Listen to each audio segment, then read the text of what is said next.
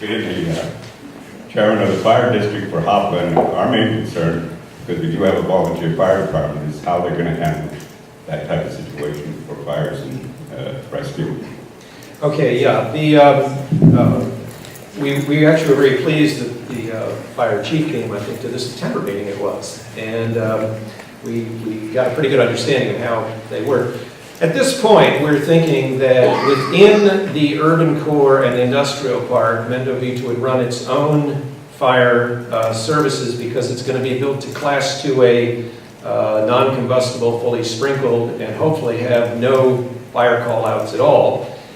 In the Greenbelt, we tend to think that we'd want to contract with your fire department for bushfires, for woodland fires and things like that. But that's going to be not decided by us. It's probably going to be decided by you telling us what works. Thank you. Could you give us an in-depth perspective on the water issue? It was the #1 question when I got here, and as I said, if we hadn't come up with some reasonable answers for that, I wouldn't have come back. So the first thing is that the average person uses about 5 gallons a day that goes into their mouth. So it's either drinking, cooking, or brushing teeth if they leave the tap on.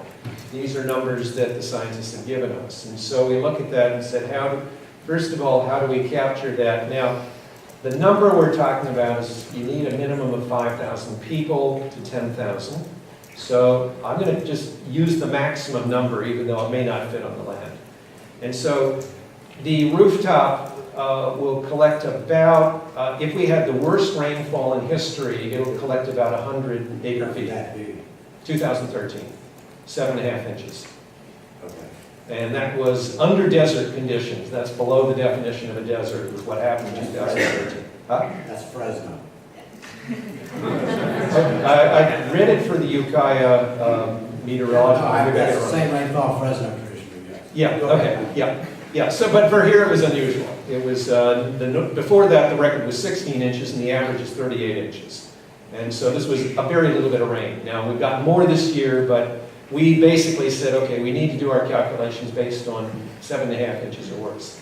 And so the rainwater is collected and it goes into, and Andrew said don't use acre feet, but I don't know any other way.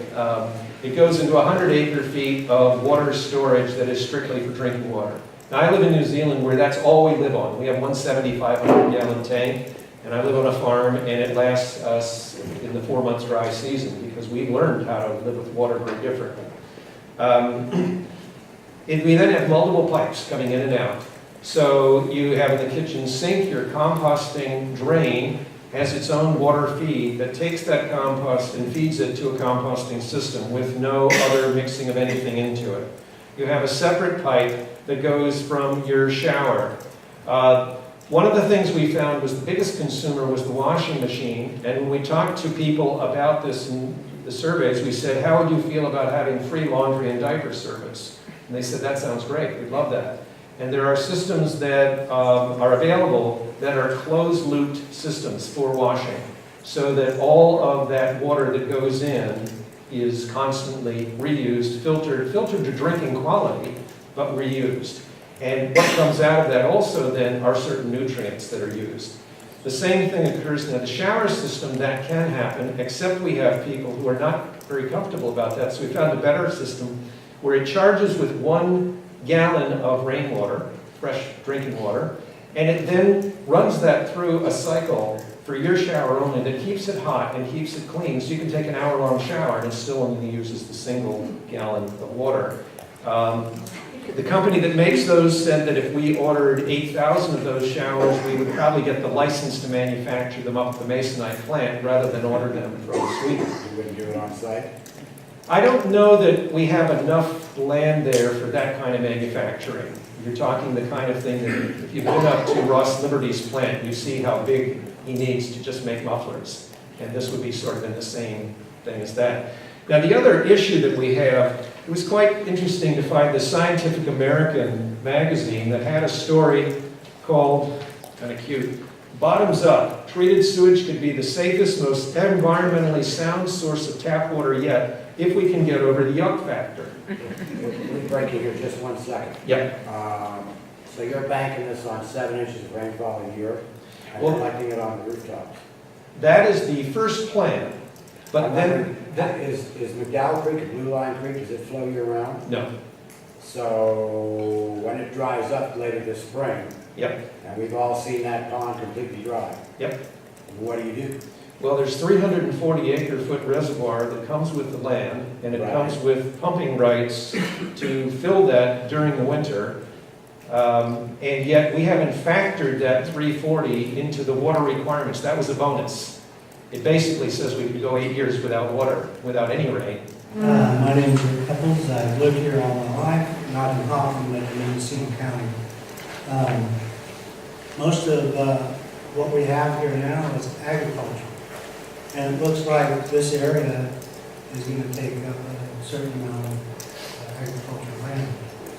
Once that zone is changed for this community, if it happens, what's going to happen with the rest of the area? I mean, there's going to be people saying, well, let these guys do it. Why can't we build houses here? Let's tear up. And I've seen it happen right in Ukiah. Pear orchards go away, you know, and houses come in. So I'm wondering how you're going to address that. I fully share that. That concept of sprawl is what has made just such a mess of a lot of this country. The first way that's done is buying development rights. And then for farmers who'd be prepared to sell those development rights, there are land trusts here that would then take those rights so that the farms remain farms forever. The second, though, is that you create markets for those farms, because right now grapes are popular. There used to be great peach orchards down in Sonoma with some of the best peaches I've ever had. They've been cut down. We're now at 3 million acres of grapes in North County. And yeah, the first thing is that the 200 acres that will have the construction on it, it will produce more food than it's producing now. And it'll produce a wide range of foods. Soil scientists said, for example, an acre of terra preta soil in raised bed gardens will produce 33,000 pounds of tomatoes, and that because it's a greenhouse, you can get multiple growing seasons out of that. And those kind of foods would actually use the topsoil. It's just you would elevate the agriculture to do that. So those are the two answers that we hope. Maybe you misunderstood me. I'm Okay. not talking about the land that you're going to use. I'm talking about other farmers in the community when they say, well, yeah, let's get the top, I think I'll just sell out and we'll develop this and put some houses in. Well, Once they let you do it, they have to let other people do it. well, the first, that's what the buying the development rights is about. That's the way to protect farmland forever, is to have it so that it can't be developed, that the farmer has sold those development rights. It's a voluntary thing, but we're hearing there are quite a number of farmers here who are saying they would like to keep their farms as farms and not have that pressure occurring. And that's, you know, again, because there's not a developer, that's what profits get used for, is to protect that. But the other one that I was saying is it creates markets, alternative markets for those farmers, because you're going to have local purchasing of foods. And so that they have a broader portfolio, they don't have to be selling just grapes. My name's Wendell Nicholas, and we're the neighbor to the south. You know, in talking about development rights, we have put some conservation easements on our ground. But to think about putting conservation easements on a whole bunch of ground is a huge amount of money, and maybe not realistic. But, you know, I met with Claude and Andrew last Friday, and I wrote a couple of notes. And, you know, maybe I could just mention those. You know, it's an alluring concept and really well very well done brochure, very well done presentation tonight. You know, and Claude's worked obviously very hard, you know, to counter the obvious arguments, you know, that everybody might have.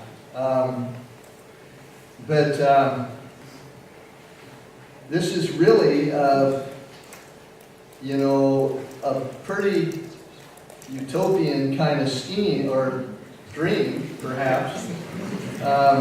And I wonder, you know, just in general, not a specific question, but there are a lot of aspects to it, and is it really practical? You know, and basically, it hasn't been done before.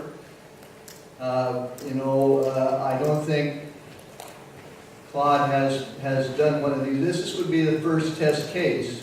And McDowell Valley is one of the iconic, you know, grape-growing, beautiful place, beautiful valley, one of the most beautiful in this, you know, in the state. And the county would be, in effect, deciding to really, I'm sure there's a green space and everything, but virtually pave over, you know, a piece of ground that's zoned for agriculture, protected by the Williamson Act. And then, you know, I might be out of time here, but in regard to the mechanism,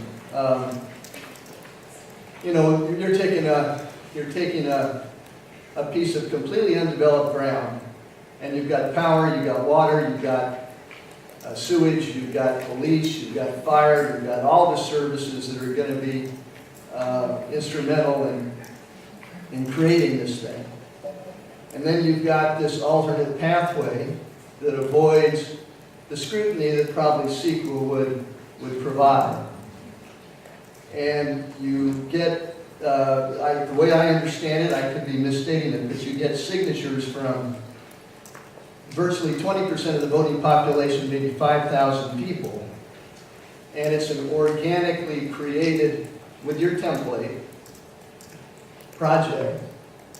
And you submit it, then it goes direct to the supervisors. And they can, 5 people, 3 votes, done. And then, you know, that's kind of ameliorated to a degree with an in-house EIR project that's kind of I guess internally crafted, that's supposed to take care of the concerns. I just don't know if a project of this size, and then there is a court case that Claude mentions, you know, relative to, I think, Walmart, whereby Supreme Court upheld this pathway. And I don't know anything about the case, but what is an expansion of Walmart, or the establishment of Walmart in a new town, analogous to creating a 10,000 population town, 2/3 of the size of Ukiah, 25% larger than Cloverdale. You know, and I just wonder about the pathway, and if it's the real right way to go about doing it. And that's basically it. I'd just like to respond briefly to that. If we were coming in with something that we were trying to push through, you're right, but we're not. We were invited in to see whether this concept of an idea could ever be translated into a specific plan and something that could happen. And what we said is it would really require that this community get it, shape it, make it fit, and see if it'll work for them. What we've done is the hard homework. We've done the work that has said, can it work? Or is there drop deads that would say, no, it can't? The way it works right now is you go hire an EIR company and they do a set of scientific studies. They produce 1,000 pages to essentially fight it out in court. Whether it actually produces environmentally sustainable, many times they say no, it limits it. It doesn't work. And when a community does it, they have far more knowledge about their community and they have far more knowledge about what they would want to have happen. So the reason for this initial dialogue, these are outside the box ideas. And at first they're going to sound pretty off the wall. But that's the whole point, is that we have to, tonight's meeting is to say, yes, we have found out it can work. And now I sand it off to you to see if you want to do something with it. So it isn't quite the same as somebody coming in, and it's certainly not the same as Walmart. Walmart runs 3 container ships a month, 45,000 containers, and we shovel trillions of dollars to China. And then we look at what happens to our communities as we're impoverishing them because of that. And this is to say there's got to be a smarter way to do it. We have to do it different. It does mean change, though. And people who don't like change, this will change. Good evening. My name is Pete Bassoff. I'm a resident of Ukiah. I've been up there almost 50 years. I'd like to offer a little bit of optimistic comment. I think I'm one in favor of big ideas, and I think you have a big idea that's worth pursuing, at least getting ideas in front of the public, and this is a big chance to do it. In today's paper, a letter from a lady in Ukiah saying she's 80 years old, she loves the idea, but she's 80 years old. She's not going to come down and buy one of those homes, townhouses down here. Let's just take that for example. There's a growing population of older folks, such as myself. I'm looking someday to go to the home, that's what we call it, the home. And I'd like to be close to my kids, and my kids live in Ukiah. So I'm thinking we need a retirement community in this area. We have a couple of nice nursing homes in Ukiah. Older folks go there. You talk a little bit about this concept of elder care, but I would suggest to you that you ought to consider in your ideas you're starting to grow is to have a retirement community where there's a section for independent living, there's a section for assisted living, there's a section for memory care, and there's even a skilled nursing center. It might take 25 acres, it might take less, it might take more. But these retirement communities may not be a European concept, it may be unique to the United States, but I think they're worth considering. We have a population in this area that I think when they get old, folks like myself looking for the home, we're heading south to Sacramento or over wherever, but we're moving out of this area, and I think that's unfair. It's not sustainable. So consider it, please. That's all. Well, I will answer. That's deeply integrated into the plan. My aunt actually was one of the people who started Folkways, one of the very first done in Philadelphia. And she retired into that. And that's where I got some of my inspiration, I have to say, that I saw her in her 50s saying, I'm going to plan for this now, and I'm going to build. In her case, it was a whole retirement community. But she did say one of the drawbacks is I'm around old people all the time. She didn't look in a mirror. And this is the thing. When we look, we don't realize how old we are until somebody comes up and says, hey, Pops. And when you go, I think I tell the story in the book of being in Wales and sitting outside eating, and people would come by and say, how are you, Mrs. Owen? Good day to you, Miss Owen. And about a dozen people to where after I walked from there, they converted, put a big door that was open, and a woman who had had a stroke was there. And that was when I saw they've got to be in their community. People have to greet them and know them. So it's built in. Thank you.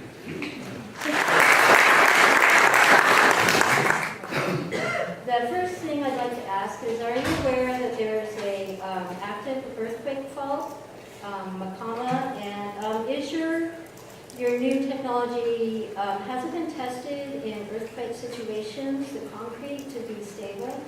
Yeah, we're very familiar with it, and the first person I started working with, the person I worked with longest in this, Karen Wilson, in New Zealand, is from Christchurch, and He's not only one of the Maori elders of the country, he's also a leading designer and architect. And we had a very severe earthquake there.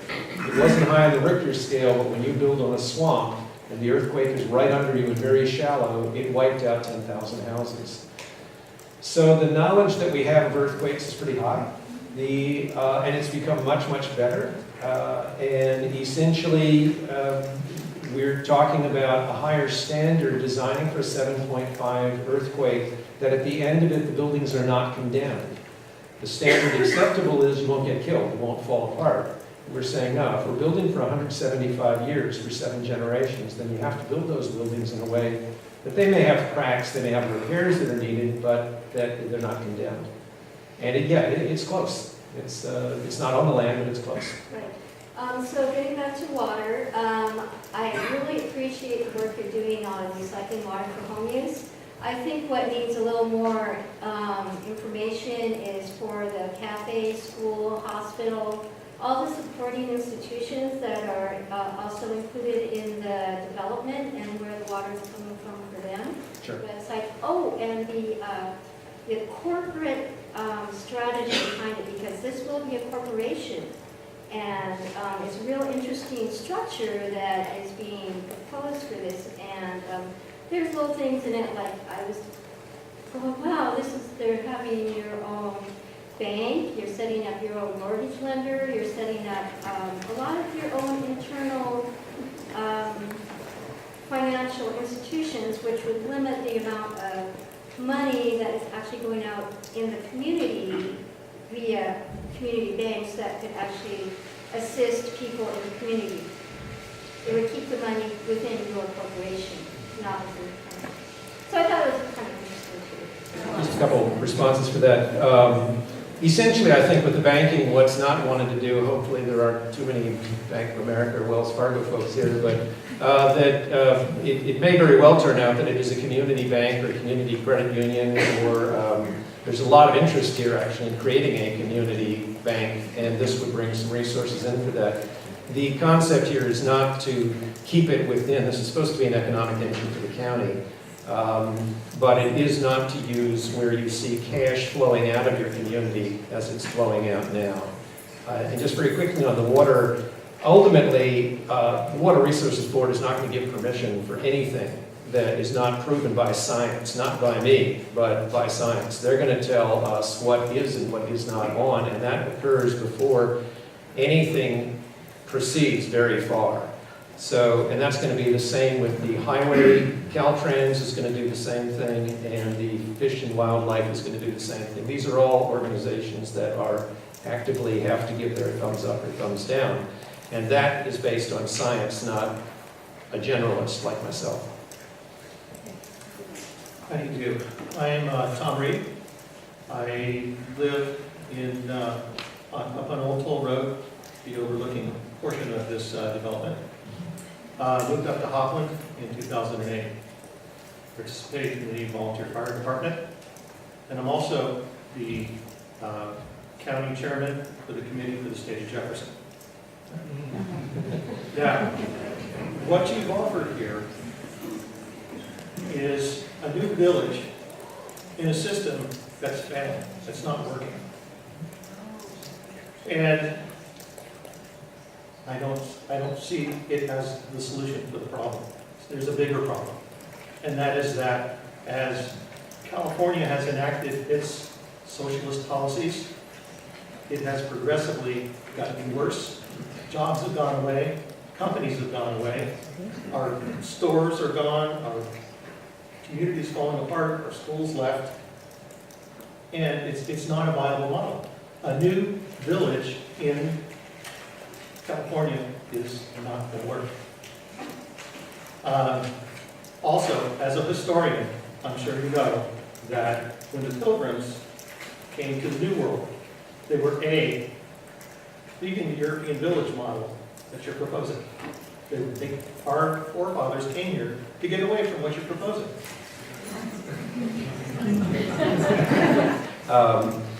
Actually, I share quite a few of the things you're talking about, and part of the reason for this is that those systems are completely broken. And I have tried to ask, how can we as ordinary people start coming up with systems that are as much as possible independent of them, that create our own wealth, that do it on an individual basis, not a socialist basis. We just regard the taxes as something we have to pay. We don't expect anything from those taxes. We shouldn't be counting on the federal government to be delivering anything other than national security. As somebody who's, facing retirement, I just don't necessarily know that I should be counting on outside sources. So there's a lot actually I agree with you on, but ultimately, yeah, it's going to be a decision of this community what they want to do. My name is Deborah Owen, and my family are farmers and ranchers here in Hopland. And I have a question that I don't think anybody has asked and you haven't brought up, is how long is from the start of this to your utopia is going to take? And in between then, how much of our resources are you going to use? Because if you're pouring concrete, you're going to use a lot of water. And the little bit that we're doing in just building a barn, I'm going to tell you, it takes a lot of money, a lot of more extra time than you're going to anticipate. There is a lot of water on the land, and 340 acre feet, and that's a lot of water for building. There's expected to be asking nothing of the community that is contributing to it financially. And the time frame that we see is, this is not like a house or development construction. It's something that when you're doing a larger scale at the same time, you actually get efficiencies of scale, so you can make it go more rapidly by building villages in parallel as essentially separate job sites, although all working simultaneously. Thank you. How many years? The shortest we would see is 3, maybe 5. I hope not more than 5. John McCowan, I sense an undercurrent of skepticism. that makes me feel right at home. When I first heard about this idea, I thought, that's crazy, and there's no way it's going to happen in Mendocino County. There's no way we're going to convert several hundred acres of ag land. It's a great vision. They have this great, utopian idea. There's just no way it's going to happen. That's one I don't really have to worry about and spend a lot of time studying. However, I appreciate their willingness to engage with the community. I'll go back to what my colleague Dan Hamburg said earlier. I think we should give them a fair hearing and see how far they can get in answering these questions. Can it happen? There's a lot of practicalities that have to be addressed. Should it happen? They're going to have to get a certain level of community support or it can't happen. And then the if and how, there's a lot of pieces that are going to have to be put together. Can they do it? I honestly don't know, but I think we should give them the opportunity to try. Someone said, well, right now, if they go through with this, they get these signatures, they bring the specific plan forward, 3 supervisors can put it through. That's actually the process now. You apply for your general plan amendment, you go through all the hoops, and it comes down to 3 supervisors. And the makeup of the board can change at every election. So what's unique about a specific plan is it doesn't mean the next door neighbor gets to do the same thing. So again, there's a lot of hurdles for them to go through. I don't know if they can make it, but let's be open-minded to the possibilities. We have gotten pretty good in Mendocino County at saying no. I think occasionally we have to say yes to something. This might be it. It's a very unique development. It would definitely put us on the map. I think it could be an economic boost in a positive way. So let's consider the possibilities. Hi, good evening. Ward Wolf. I'm a landowner and homeowner in Hopland. Very interesting presentation. A lot appreciated. I guess I was struck by a couple things tonight which prompted me to get up here. One was the notion of 10,000 potential residents. I guess when we saw the picture with the Photoshop or whatever, it looked pretty bucolic out there, a little village, but 10,000 is a lot of concentrated people. My main question, just to keep it short, I come from the business world, been involved 40 years in different companies, growing them, high-tech, biotech, internet, etc. So I guess I see this as a little bit of a closed system. I think you used that term, or somebody did. And in order to get businesses to thrive and survive and whatnot, they have to be flexible, they have to restart, they have to bring new people in, those kinds of things. So I guess my question is, if you have a closed ecosystem, if you will, with people living there, they're also working there, what is your vision as to the types of businesses that could survive?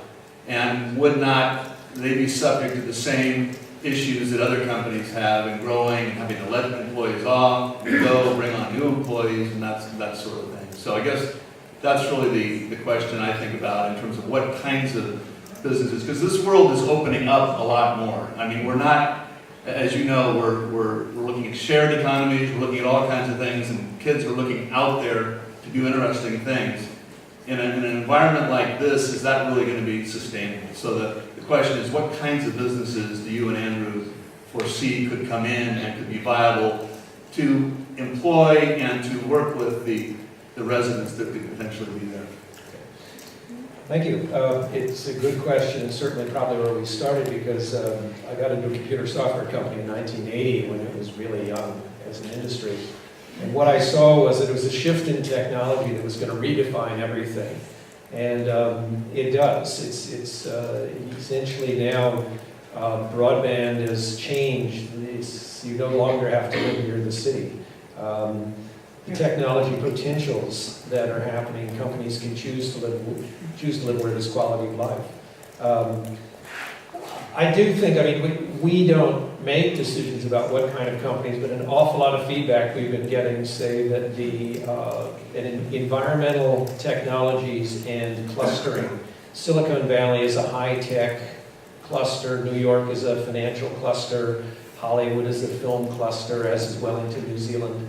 And we really see that this North Coast area is probably very strong in the environmental industries, and there's a whole lot of stuff that's going to be coming down, not to mention the fact that this would become a showcase of just about everything you could do environmentally. It would actually become an industry in that regard in itself.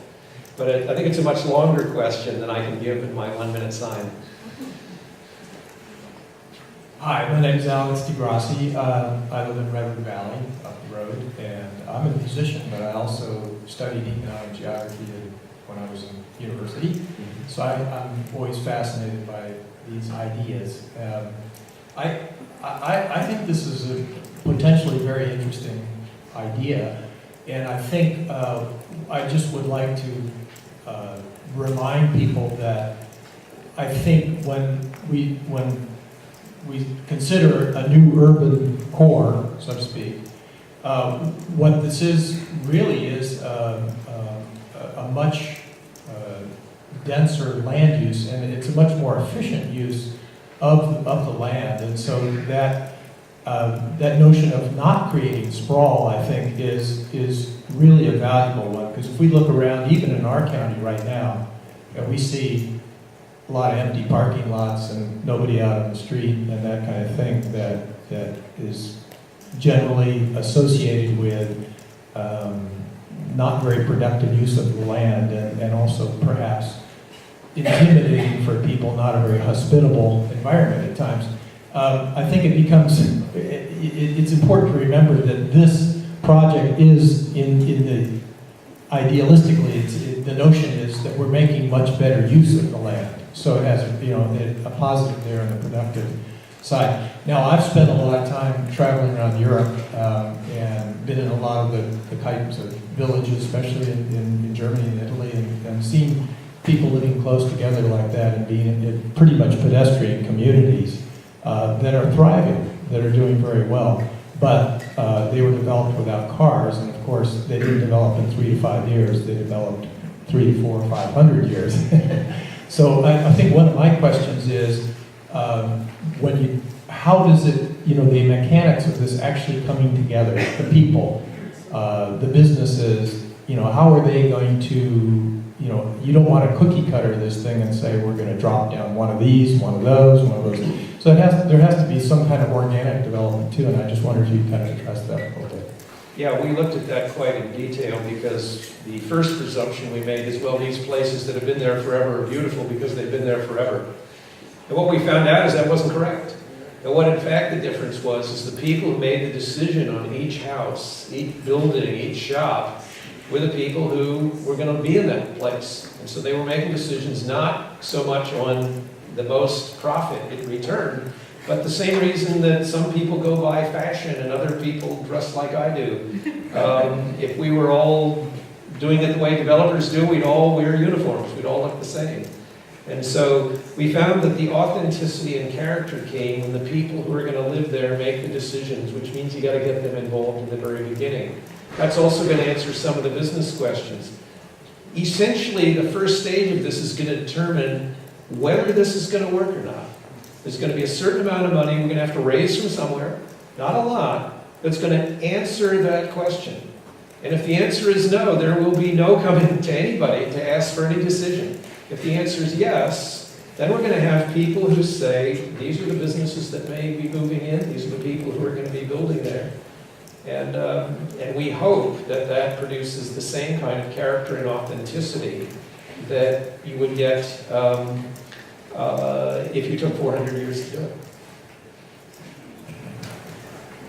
My name is Elizabeth Archer. I live in Ukiah.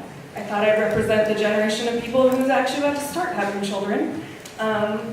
This is something I think about a lot. There was a mother who was arrested recently because she sent her 9-year-old to the park alone. Her 9-year-old, and she was arrested for that. That's not the kind of world I want to raise kids in. I want to raise my kids somewhere where they can run in a field without my supervision, where I can ring a bell, or my husband can have a special whistle that they hear, and that's what brings them home. Or I say, come home and it's dark, and that's what brings them home, not the police trolling work telling my 9-year-old that she can't be alone because it's not safe. So, to me, this idea is really exciting. But I'm actually really sad because just based on the feedback tonight, it won't ever get off the ground because of all the skepticism. Yeah, this might not work, and that's scary. And it's scary to people who love this area of the world. But what we're doing right now isn't working either. So at some point, somebody is going to have to take that chance. And one of the things that attracts me the most about Mendocino, to me, Mendocino isn't about no. We just passed Measure S. We just created our own Bill of Rights to govern ourselves. This is a county of yes. So, I don't know, to me, I feel like you can choose to be optimistic and hope for the best and try things, and if they don't work, adjust them. Or you can be defeatist and not try anything and we'll just self-destruct. So, personally, I'm all in. I love the idea. I'd like to work with you. Thank you very much. Hi. My name is Karen Marzolo. I've lived in Mendocino County for more than half my life. I'm one of the back to the landers with lots of idealistic visions. I live off the grid. I know how much water it takes, even if you have a compost toilet, to have a garden, take a shower, that kind of thing. So some of the numbers don't really work for me. The things I wrote down that I wanted, to have you give you an opportunity to address either on your website or now, or we do have a general plan, and that was something that's been developed over time, and how many times are we going to adjust the general plan? So that's a concern to me. Also, I'm kind of wondering, what's the benefit of paving over our agricultural and open space that would make this an attractive place to live? Many of us live here because there's lots of open space, because maybe we're the type of people that need open space and have our communities that we can go to, but also can have our places where we're not in a large population. I have two more comments. One is I'm wondering how this proposed development addresses light pollution. We have beautiful skies. We have amazing stars.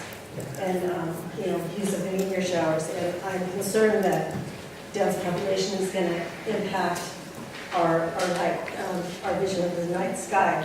And my last thing is, I've had many wonderful bike rides up 175. It's not real safe, but it's still a wonderful ride. This would impact my enjoyment of living in Mendocino County and being able to go for a ride.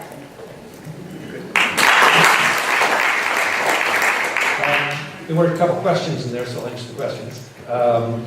The lighting, I agree. I live in a valley where there's absolutely no artificial light, and I just absolutely love the stars, and miss that even now that I've been in Ukiah.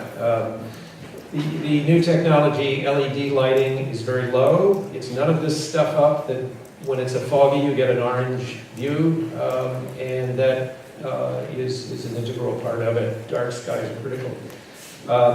I do hope that I ride bikes all the time. I brought my bike up here on the airplane, and actually with a little electric motor on the crank. Yep, more people. And I just, I hope actually that we're able to have real bike paths along there.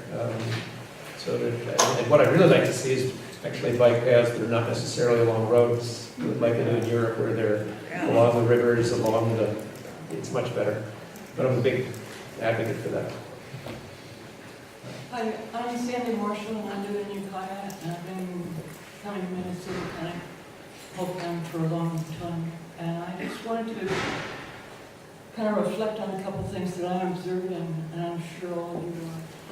We're facing a really rough time in the world, and whether you believe that global warming is happening or you don't, something's going on, and can all of you look at yourselves and say you're happy with what you've got and how it's working now? And one thing that I've been kind of laughing at and embarrassed by myself is the fact that every single one of us, there are a couple of composting toilets here, but most of us pee and shit in our own fresh water. He's planning to do something different. Yeah, back just with 3 quick questions. You mentioned that you were invited to the county. I'm wondering by whom. Secondly, could you be a little more explicit on the funding trail for this thing that's gotten you to this point and who's backing you? And thirdly, what's your anticipated unit cost for somebody to buy into this development, for instance, either in a single-family dwelling or into a business there? And listening to the radio show today, I was led to believe that these are townhouses. And I'm wondering how somebody is actually going to be incorporated in the design of that townhouse, as you say, it's got to be a computer on this thing. That baffles me. Thank you. Okay. Right, so there's a guy named John Morgan who got me up to this area, and then he met with Dan Hamburg, and wrote a report, and Dan said, yeah, come on up, and I'll introduce you to the staff, and we can see whether there's anything possible here. And then we had a meeting in December, and people said, oh, this is kind of interesting. And an after meeting where there were a few more, I don't remember names at this point, but these were, who was there? Doug Crane, I can't remember. Marianne Landis was there. And these were folks who just said, yeah, well, we'd like to take a look at this. Not, saying we're going to do it, but the things you have heard that are open-minded here, let's just take a look. So that was really that part. Let's see, the financial part, that's just a bunch of miracles. I said, look guys, it's a bunch of miracles, I'm tapped out. So I went to a guy who had said, in New Zealand, who said, if you ever need a airplane ticket or something, let me know. And I said, hey, I need an airplane ticket. I said, I got to go to this place called Mendocino County. And he looked at me really strange, and he said, this is weird. He says, there are 4,000 counties in America. I only know one, Mendocino, because I have friends in Ukiah, and I'm buying a house for my daughters up there, and they're not going to be needing it until 2015, so if you want a free lease for 8 months, it's yours. Then I got up here and I said, right, I need a car. He said, you can have a car for a while. And then somebody else said, somebody vandalized my car, and I think there's a $6,000 repair, but you know how to fix cars, it's yours free, so I got a free car. And then I went on early Social Security. I'm 63, and then paid for my food and my airfare. So I guess Uncle Sam has been a patron as well. That's it. Andrew runs seminars in Europe. He goes back and he runs his seminars. That's enough to keep them going. So this thing is really run on a shoestring. But it's worked. Look, everything's just happened. And so that's how come we're able to be here. And we didn't pay to rent this hall that was offered to us. Let's see. Unit cost. The unit cost. Unit costs. What's my kid gonna have to pay to buy into this thing? Basically, there are going to be two price structures, parallel housing and unrestricted housing. Unrestricted housing, there'll be what's called an allotment fee, which is you pay to cover all the infrastructure. And then after that, it's whatever it costs to build, but we reckon that we need to target it getting close to the market value, or you're going to get speculators in who buy and then just flip it for a profit. The lowest price, we're hoping to get youth housing in. We're pushing people on this to see, can we get youth housing starting at $60,000? Can we get elder housing in the 100 to 120,000? Elder housing is small. Do you actually own this house after you buy it, so that essentially then you can pass it on to your children? Yeah. And if you die, who gets it? I don't know, talk to your lawyer. I'm just curious. Yeah, the Humane Society, you know. And then the third one, what was the other question? What was that? I think you covered them Did I cover all. Plus check MendoVito.com for the details on financials. Sounds like Terry found And also just two things there. There is an email address, we answer it, and after the radio show this morning, I was supposed to be preparing this, the phone rang, I published my phone number, the business cards are here, and please call me. And even if I'm at home in New Zealand, that 707 number works in my house wherever I am, so you can call me, just call afternoon, because it's a 3-hour time difference. All right. My name is Kelly Larson, and I've been in Mendocino County for about 15 years, and I'm a solar installer. And I'm very excited about something like this. I'm very ready for something different. I'm a little concerned that it's this far out, away from a regular town that's already established. But I know that there are problems with land, and you have to go where the land is available, and you know, it's a special situation. I'm not sure about the details, and I'm sure you're probably not either. But as a person who, I live on a shoestring too. I don't make a lot of money. I don't think money is more important than the tool, like a shovel. So I try and just use it as a tool. So is there room for someone like me who's willing to work on a project, but also would need housing in a place like that? I'm sure there's lots of young people who are in that same situation who would like to work on something really exciting, but they don't have a lot of cash. So those are the kind of questions I have, and I have a vision that we can solve these problems. But I also have a vision that there's a lot of greed out there, and we have to watch for that. And so it's going to have to take some dedication if it happens, and a lot of support from people who are smart, and we've got a lot of people here who are smart, and I'm ready to do it different. But I'm also ready to be a sentry to making it right. Right. And I think that's really important. Short answer, thank you, is yes, that it's in a complete community. A community that is complete, you have to have the ability for you to live there. Otherwise, it's an elite community. And there are a lot of those, they're very popular. No, but we want to have a complete community, and that's where this concept of parallel housing comes in, and there may be other ways to do affordable housing. There's really interesting stuff that people are proposing that are non-conventional housing designs that are much, much more affordable because people pitch in, and all of those things are possible. It is going to take people like you and others who say, yeah, I do think we can do this. And then go out and find people who have the expertise and things like that. That's what, I've done a lot of hard work. I've done a lot of research because it's very hard to get this stuff started, but I'm not going to carry this. This is going to have to be carried by people who say, I believe in it. And then there are people who say, I'm skeptical, but I'll let you say, if it works, you know, that's good. Good evening. My name is Anna Bierkot. I'm one of the Back to the Landers kids that came back and works here in professional business. That I started, it's my business, it's called Village Ecosystems. I did my master's in hydrology, so I study water. And I became a general contractor, so I build things. So I wanted to let you know that I don't have a Wyatt's, Florida Pace, or any of my local plumbing supply store, and I retrofit your house with local parts, I can save you 70% of your water with the new changes in law. I'm not kidding. It's just basic ABS. So I can't afford to put in fancy soil sensors or use the new technology that's out there because you can't afford it, because it's on a small scale. When you do something on a small scale, you can't always get the best technology out there. It's too expensive.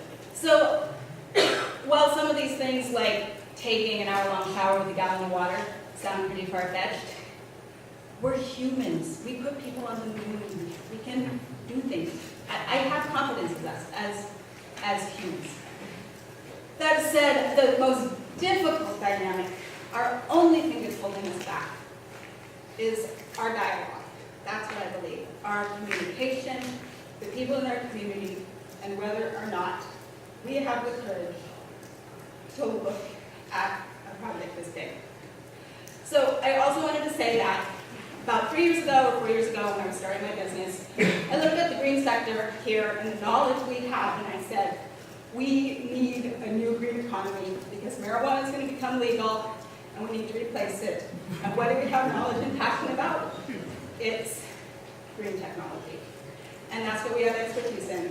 So I actually think it's the only thing that Mendocino can make a really big business on. And I shouldn't get rid of so much, but like it's definitely like what we have our foot in the door in. So given that I love big ideas and I've gone for everything, I'm just like, yeah, let's try it out. All we have to do is like make a plan. But why here? Well, I guess because I feel the passion because I'm from Mendocino County and I carry my parents' dream of being a bachelor lander. And My name is Acorn Sunbeam, and among my many questions, some of which have been asked, some of which have been answered, what's your proposed governance structure? Is this going to be a separate town or what like that? The proposed, basically what we've concluded is at one time municipal governments worked until the state started passing lots of rules about what they could do and started restricting it. And so what we saw was kind of a hybrid of a what we call a civitas corporation, and it's just a B Corp. I don't know if you're familiar with benefit corporations, but it's one in which the citizens actually own the corporation. They elect, well, there are two levels of governance. And the village level, when you have approximately 500 people, people work it out in just a direct face-to-face way. And they develop their own forms of governance. Sometimes you'll have an elder who's the leader, other times it's democratic. And they work out their local. But when you get to that scale you need for an economy, what we see is you elect a board, you elect a leader, a chief, a CEO, whatever you want to call the person. And you also need to set up a disputes tribunal so that there's a fair way that you can work out conflict. But it's all based, I mean, it's all based on Jeffersonian principles. It's not pass the talking stick around or some of the more experimental. We really tried to look at governance systems that have worked. And is that in your website? Oh, I certainly hope so. And if not, it certainly, it certainly is well in the book. So you might want to make it. Yeah. Yeah, it's in the website. Well, my name is Larry Cummings, and I'm relatively new to Mendocino County, but I've lived in California most of my life. However, originally, my family and I were from the Great Smoky Mountains, North Carolina. My grandmother was Cherokee, but my question for you as a historian is more sociological and partially government structure. When my mother was growing up, there were still a lot of people that hid back in the little hollows, never set a foot outside those hollows their whole life. And they call them hollers, not hollows. But so they never stepped foot outside their holler, and everybody who came there, they were really suspicious of. Paranoia. And so you've got a closed community here. Is you got some social structure that's going to prevent paranoia and insularity. And the other thing is, as a journalist, any number of times I've gone to closed communities where there was, gated communities, guards out front, and those people didn't understand First off, they get hostile to try to come in, and particularly the press. And they got really hostile because they didn't understand that when they called in outside emergency services, public services, police, fire, whatever, all of a sudden, that was public land and it was open for people to be there from the outside as long as the public services were there. So do you have some sociological solution to this insularity, and how is it going to, and how is your government structure going to tie in to outside emergency services? Yeah, absolutely. Critical element, and thank you, because I was supposed to say that part. Definitely not a gated community, not closed community, and expected to become a fairly active resource for the wider community. It also is kept alive by, there are going to be visitors coming because this is going to be new and different, and also because it's going to have a lot of culture and other things going there. So there's been a great deal of work put into the idea of how you keep a community refreshed, and the analogy we use is the tide, that the tide comes in and out, and that's what keeps that from going stagnant. So yeah,